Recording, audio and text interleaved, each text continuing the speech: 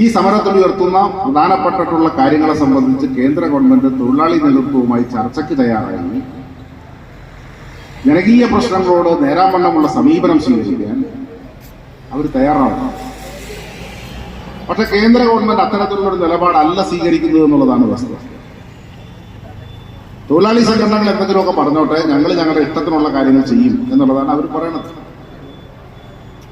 BJP അധികാരത്തിൽ വരുന്നതിന് തൊട്ട് മുമ്പ് വരെ BMS ഉയർത്തിയിട്ടുള്ള മുദ്രാവാക്യവും ഇത് തന്നെയായിരുന്നു.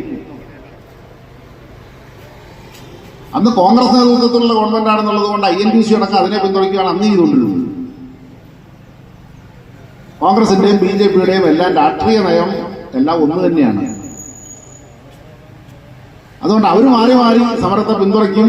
അധികാരത്തിൽ വരുമ്പോൾ സമരത്തിനെതിരാവും, അധികാരമില്ലാത്തപ്പോൾ സമരത്തിന് അനുകൂലമാവും എന്നുള്ളതാണ് വസ്തുത. ഇപ്പൊ കേരളത്തിനകത്ത് ഒഴികെ ബാക്കി എല്ലായിടത്തും INTUC ഈ സംയുക്ത സമരത്തിനൊപ്പമാണ്. കേരളത്തിനകത്ത് UDFന്റെ നേതൃത്വത്തിലുള്ള തൊഴിലാളി സംഘടനകൾ ഇന്ന് വ്യത്യസ്തമായി സമരം ചെയ്യുകയാണ്. അത്രയും നല്ലത് തന്നെ, സംശയിക്കണ്ട. അവര് CITUവിനോടോ AITUCയോടോ ഒപ്പം ഇവിടെ കേരളത്തിനകത്ത് ഞങ്ങൾ അങ്ങനെ ഒരു സമരത്തിന് ഇല്ല എന്ന് പറയണത് അവരുടെ സമരം കേന്ദ്ര ഗവൺമെന്റിനെതിരെ മാത്രമല്ല കേരളത്തിലെ ഗവൺമെന്റിനെതിരെയാണെന്നാണ് അവർ പ്രഖ്യാപിക്കുന്നത്.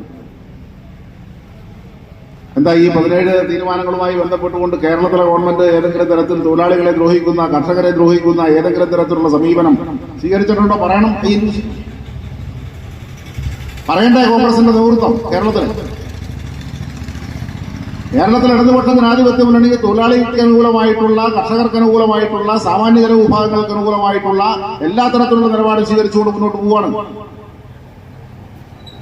അങ്ങനെയുള്ള ഗവൺമെന്റിനെതിരെ കൂടിയാണ് ഈ സമരം എന്ന് വരുത്തി തീർത്ത് സ്വാഭാവികമായും ഇടതുപക്ഷ രംഗത്തുള്ള ട്രേഡ് യൂണിയനുകളും കർഷക സംഘടനകളും നടത്തുന്ന ഈ സമരത്തോടൊപ്പം ചേരേണ്ടവർ കേരളത്തിനകത്ത് മാത്രം മാറി നിന്നുകൊണ്ടുള്ള സമരം ചെയ്യുക എന്നുള്ള സമീപനം സ്വീകരിക്കുന്നത് എത്രത്തോളം ശരിയാണെന്നുള്ളത് നോക്കട്ടെ. കോൺഗ്രസ് ഭരിക്കുന്ന സംസ്ഥാനങ്ങളുണ്ട്, മറ്റു സംസ്ഥാനങ്ങളുണ്ട്, BJP ഭരിക്കുന്ന സംസ്ഥാനങ്ങളുണ്ട്. അവിടെയൊക്കെ നിലപാടെന്താ?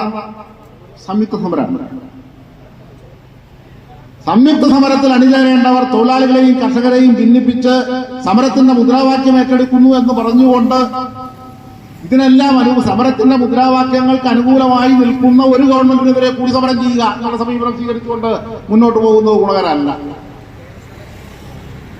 ഇവിടെ ഈ സമരം നടത്തുന്നതിന് വേണ്ടിയിട്ട് 29 തൊഴിൽ നിയമങ്ങൾ ഉണ്ടായിരുന്നത് വെട്ടിച്ചുരുക്കി 4 ലേബർ കോഡുകൾ എന്നുള്ള നിലയിലേക്ക് ചുരുക്കി കൊണ്ടുവന്ന് തൊഴിലാളികളെ ദ്രോഹിക്കുന്ന തരത്തിലുള്ള കേന്ദ്ര ഗവൺമെന്റ് നിലപാടിനെതിരാണ് സമരം.